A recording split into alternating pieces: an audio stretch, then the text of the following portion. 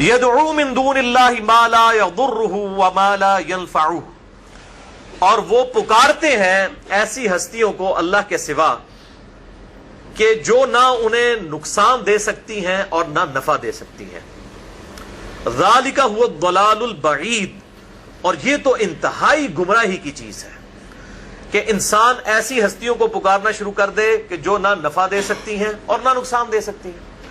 یعنی اس میں امپلائیڈ ہے کہ اگر مصیبت اور پریشانی میں پکارنا ہے تو صرف اللہ کو پکارنا ہے، اور اس میں پکارنے سے مراد دعا کے لیے پکارنا. ایک ہے ظاہری اسباب کے لیے پکارنا، مثال کے طور پر میں کہتا ہوں بھائی مجھے پانی پلا دے، یہ ظاہری سبب ہے. اس کو اختیار کرنا عین قرآن کا حکم ہے. قرآن حکیم میں ہی سورۃ المائدہ میں آیا وَتَعَاوَنُوا عَلَى الْبِرِّ وَالتَّقْوَى وَلَا تَعَاوَنُوا عَلَى الْإِثْمِ وَالْعُدْوَانِ، نیکی اور پرہیزگاری کے کاموں میں ایک دوسرے کی مدد کرو اور برائی کے کاموں میں الگ رہو. تو یہ قرآن نے ہمیں حکم دیا ہے کہ ظاہری اسباب اختیار کرنے ہیں. اب پیاس لگی ہوئی ہے تو پانی سے ہی بجھے گی. اگر کوئی شخص صرف دعا کرتا رہتا ہے اللہ میری پیاس بجھا دے اور وہ پانی نہیں پیتا تو اسے یہ کہا جائے گا وہ قرآن و سنت کی تعلیمات کے خلاف چل رہا ہے. یہ میں اس لیے بات کر رہا ہوں کہ مفتی اکمل صاحب جو اس وقت یوٹیوب کے اوپر چند مشہور مبلغین میں سے ہیں، وہ استعانت اور غیر اللہ کو پکارنے کے ایشو کے اوپر انہی چیزوں کی پلی لیتے ہیں اور لوگوں کو غلط طرف مائل کرواتے ہیں. وہ کہتے ہیں دیکھیں جی یہ لوگ کہتے ہیں اللہ کے علاوہ کسی کی مدد نہ مانگی جائے، تو جب آپ بھوکے ہوتے ہیں تو اللہ سے کھانا مانگتے ہیں، جا کے امی سے روٹی مانگتے ہیں. یہ مفتی اکمل قادری صاحب ٹی وی پہ بیٹھ کے اس قسم کی باتیں کر کے لوگوں کو گمراہ کرنے کی کوشش کر رہے ہوتے ہیں. اپنے زوم میں وہ صحیح عقیدہ بتا رہے ہوتے ہیں کہ جی روٹی آپ امی سے مانگیں گے کہ اللہ سے مانگیں گے. اچھا جب آپ بیمار ہو جاتے ہیں تو ڈاکٹر سے جا کر دوائی لیتے ہیں یا اللہ تعالیٰ سے دعائی مانگتے ہیں؟ تو میرے بھائیوں یہ تو اسباب ہیں. اسباب کا تو قرآن میں حکم ہے وَتَعَاوَنُوا عَلَى الْبِرِّ وَالتَّقْوَى وَلَا تَعَاوَنُوا عَلَى الْإِثْمِ وَالْعُدْوَانِ، نیکی اور پرہیزگاری کے کاموں میں ایک دوسرے کی مدد کرو اور برائی کے کاموں میں الگ رہو. ظاہری اسباب تو آپ کافر سے بھی اختیار کر سکتے ہیں. نبی صلی اللہ علیہ وسلم سے اوپر تو کوئی نہیں ہے نا مخلوقات میں. چلیں ہمیں تو یہ کہیں گے نا جی کیونکہ ہمارے سے اوپر بھی اور ہستیاں ہیں، ہم اللہ تعالیٰ تک ڈائریکٹ نہیں پہنچ سکتے. نبی تو ڈائریکٹ اللہ تک پہنچتا ہے نا. تو صحیح بخاری اٹھا کے دیکھیں آپ صلی اللہ علیہ وسلم کی وفات اس حال میں ہوئی کہ آپ کی زرہ گندم کے عوض گروی رکھی ہوئی تھی ایک یہودی کے پاس. یعنی آپ نے اپنی زرہ گروی رکھ کر یہودی سے گندم لی ہوئی تھی ادھار کے طور پر. یہ صحیح بخاری میں حدیث موجود ہے. تو آپ صلی اللہ علیہ وسلم نے تو یہودی سے بھی مدد مانگی ہے. تو یہ تو ظاہری اسباب ہے. لیکن انہوں نے یہ نہیں کہا المدد یا یہودی میری مدد فرمائیے، یہ تو نہیں آپ صلی اللہ علیہ وسلم نے کہا. آپ نے کبھی یہ بھی نہیں کہا کہ اے جبرائیل المدد میری مدد فرمائیے، آپ تو فرشتوں کے سردار ہیں، کبھی نہیں کہا. تو کس طرح پبلک کو دھوکہ دیتے ہیں. ظاہری اسباب تو ہمارے محبوب صلی اللہ علیہ وسلم نے خود اختیار کیے ہیں. یہ معاملہ اور ہے غائب میں مدد کے لیے پکارنا خالصتاً شرک ہے اللہ کے علاوہ کسی اور کو، اور وہ ہے دعا. ایاک نعبد و ایاک نستعین، اے اللہ ہم عبادت بھی صرف تیری ہی کرتے ہیں اور غائب میں مدد کے لیے صرف تجھی کو پکارتے ہیں. اپروپریٹ ٹرانسلیشن بنے گی غائب میں مدد کے لیے، ظاہری اسباب میں نہیں، غائب میں مدد کے لیے. اور قرآن حکیم نے اس ایشو کے اوپر بڑی کلیئر کٹ تعلیمات ارشاد فرمائی ہیں. عبادت کے اندر فی نفسی ہی اس طرح کا شرک اس امت میں نہیں آیا جس طرح کے اگلی امتوں میں تھا، لیکن پکارنے میں وَإِيَّاكَ نَسْتَعِينُ جو عبادت کی اعلیٰ ترین شکل ہے یعنی دعا، اس میں آیا ہے. اس لیے قرآن حکیم نے سب سے زیادہ پکارنے پر زور دیا ہے. یہاں پر بھی آپ دیکھیں سورۃ الحج کی آیت نمبر 12 میں آیا یدعو من دون اللہ، یہ پکارتے ہیں اللہ کے علاوہ ما لا یضرہ وما لا ینفعہ، ان ہستیوں کو جو کہ نہ تو نفع دے سکتی ہیں اور نہ نقصان دے سکتی ہیں.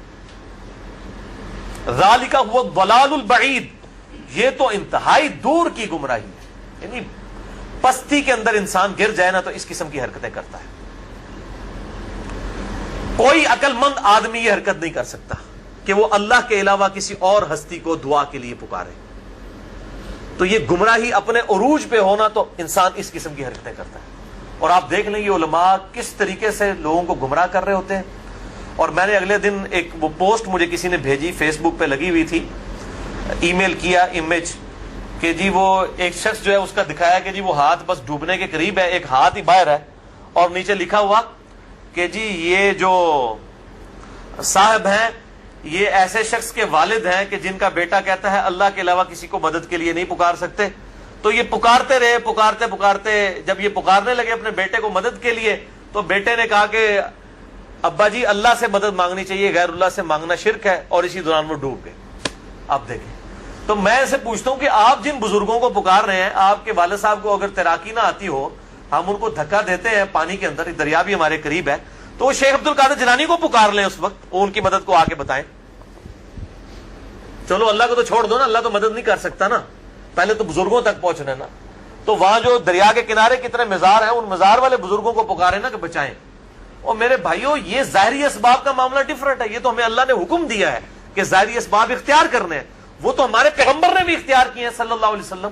ان سے اوپر تو کوئی نہیں تھا نا, ان کو تو یا غوث الاعظم مدد کہنے کی ضرورت نہیں تھی نا, وہ تو ڈائریکٹ اللہ کے ساتھ تھے. پھر انہوں نے یہودیوں کے پاس کیوں زیرہ رکھوائی اپنی گروی؟ تو ظاہری اسباب اختیار کرنا اور چیز ہے, اور غائب میں مدد کے لیے پکارنا اور چیز ہے. غائب میں مدد کے لیے پکارنا خالصتاً شرک ہے. اور اس حوالے سے وہ آیت بڑی اہم ہے جو 20ویں پارے میں آپ کو پہلے صفحے کے اوپر وہ آیت نکلے گی. 20واں پارہ ذرا کھول لیجئے, وہ میں آیت بھی آپ کو سورۃ النمل آیت نمبر 62, پارہ نمبر 20 میں پہلے صفحے کے اوپر یہ آیت ہے. 383 پیج ہے آپ کے اس بلو والے قرآن پاک کے اندر. آیت نمبر 62, اعوذ باللہ من الشیطان الرجیم, چھٹی لائن میں, امن یجیب المضطر اذا دعاہ, بھلا بتاؤ تو کہ کون ہے ہستی وہ جو اضطراب اور پریشانی میں گھرے ہوئے شخص کی فریاد کو, دعا کو سنتی ہے. وہ یکشف السوء, اور وہ اس سے برائی بھی دور کر دیتی ہے. وَيَجْعَلُكُمْ خُلَفَاءَ الْأَرْضِ, اور وہی ہستی ہے کہ جو تمہیں اگلوں کا خلیفہ کرتی ہے دنیا پر. یعنی تمہارے باپ دادا مرتے ہیں تو تم مر جاؤ گے تو تمہاری اولاد. یہ کون ہستی ہے جو اس طریقے سے یہ سارے معاملات کو لے کر چل رہی ہے؟ کون سے معاملات کو؟ اضطراب میں گھرے ہوئے شخص کی دعا کو قبول کرنا, اس سے برائی کو, اس کی تکلیف کو دور کرنا, اور تمہیں اگلوں کا زمین پر خلیفہ کرنا. اِلَٰهٌ مَّعَ اللَّهِ, کیا اللہ کے ساتھ کوئی اور الہ بھی ہے؟ قَلِيلًا مَّا تَذَكَّرُونَ, لیکن بہت کم ہی لوگ نصیحت حاصل کرتے ہیں. یعنی اللہ تعالیٰ فرماتا ہے کیا اللہ کے ساتھ اور الہ بھی ہے جس سے تم دعا مانگو؟ مراد کیا کہ جس سے دعا مانگی جاتی ہے وہ الہ ہوتا ہے, اور جو الہ ہوتا ہے دعا اسی سے مانگی جاتی ہے.